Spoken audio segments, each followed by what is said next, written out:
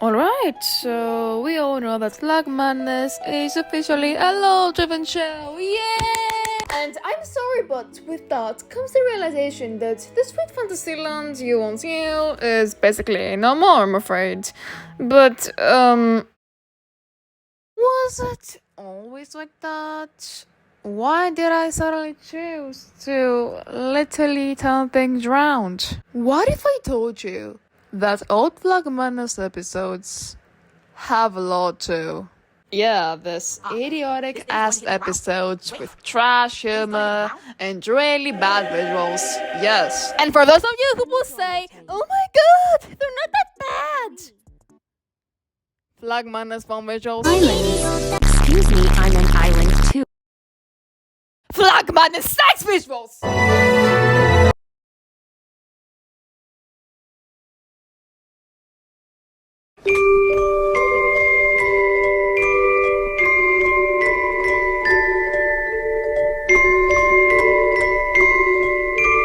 So I was cleaning my room the other day and I stumbled upon some of my notes from 2022. I'm terrified of what my 12-year-old ass could think of. Now that I got your attention, without further ado, let's start!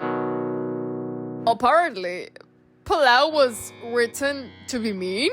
In Flag Madness 1, she had only one line of dialogue and it was Join us then. In Flag Madness 2, the most forgettable episode of all, I don't even remember if did she? No. Bro! On the Flag Madness 3, she again had a singular hi, future Ali here. This is the wrong version of the episode.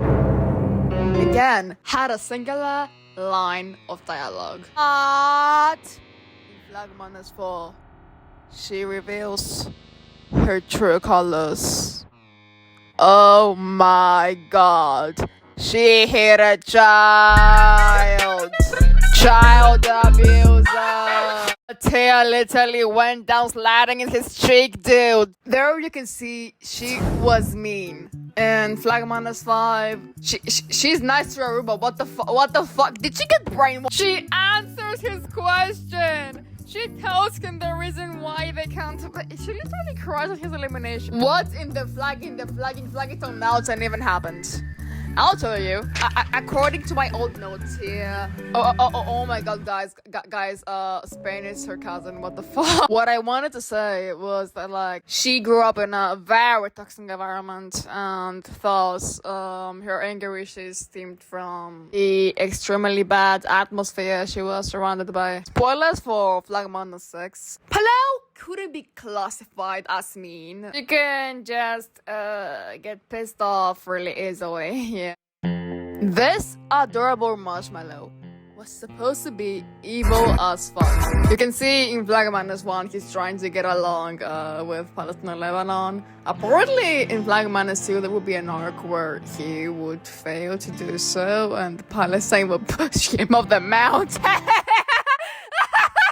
No. I found the script. I just need to recreate this with my incredible voice acting skills. You are trying to separate us. I don't want to be separated from Lebanon.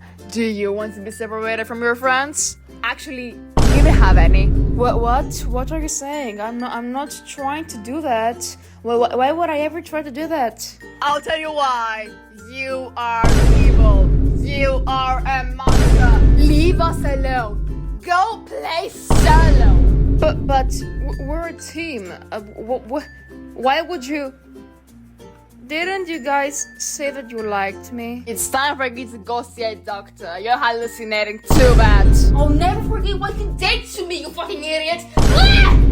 But we're supposed to be friends. And after that traumatic fall, he'd fall on Germany, who was there because she was down.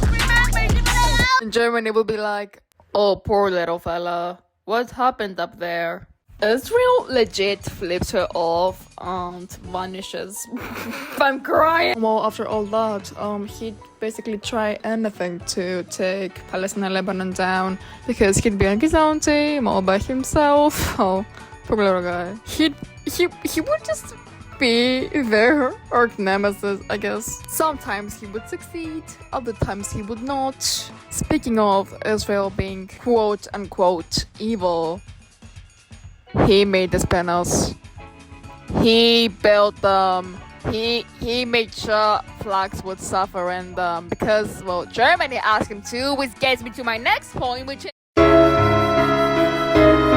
it's no wonder Germany might be the worst temporary host ever. Imagine being both a contestant and a host.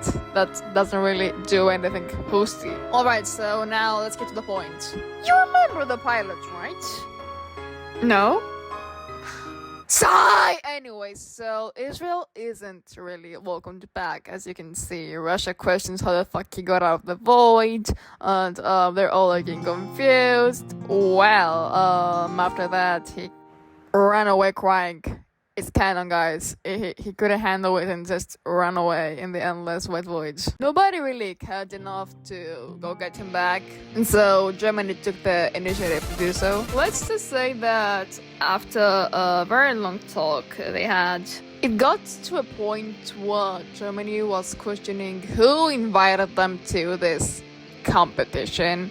Well, Israel said, I don't know, they might appeal later on, but I'm not really sure. And like that, Germany thought it would be a great idea to become a temporary host herself. Wow. And so, like that, she took Israel under her wing under certain circumstances. He would make the spinners, he would make an artificial environment just for the flags to feel more safe in the void. He would make everything they needed for the challenges. All that in exchange for protection. Germany, we know you're overworking this guy. In Monda law, everybody knows that he made the spinners and all these torch missions they had to go through. That's why a lot of flags are actually scared of him. But Germany sort of manipulated him though. You did notice that once Germany was gone and Brazil came to replace her, basically, especially after the debut, all the flags literally started showing him no mercy. Like Palestine, Pakistan, Iran. I don't even remember where this came from. So in short, fuck Germany. She was a manipulator and very, very evil and a very bad host. She literally sucked it. Well, this concludes this video since I couldn't find anything else related to the old flag madness law. And if I do find something, of course I'll make a part 2. Let me know if you like this video and if I should make more like these. By the way, Spain won the World Cup. I'm so fucking happy that I made something especially for this. Enjoy, I guess. Bye from me.